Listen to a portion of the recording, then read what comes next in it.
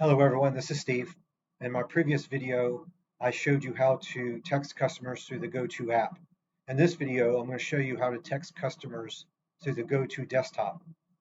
All the requirements stay the same. You have to have the customer in the CRM before you start texting through the GoTo desktop.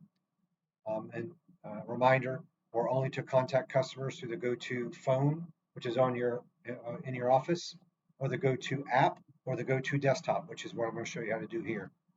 So when you first log into goto.com, they're going to bring you to this screen. You're going to click on web, the word web.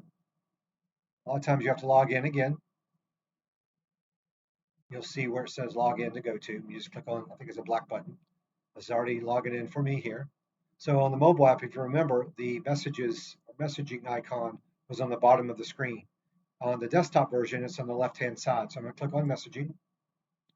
You're going to start typing in the number in the new text message area. If the phone number is in your directory, it will start applying. If the phone number is not a valid number, it will not allow you to text. So if I just type in 904-1234, you can't do anything.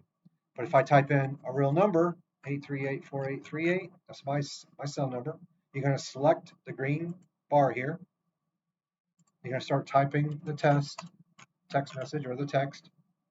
And if you've seen before, the send button is grayed out until you start texting or start typing in the words text, and now you can see it move to green.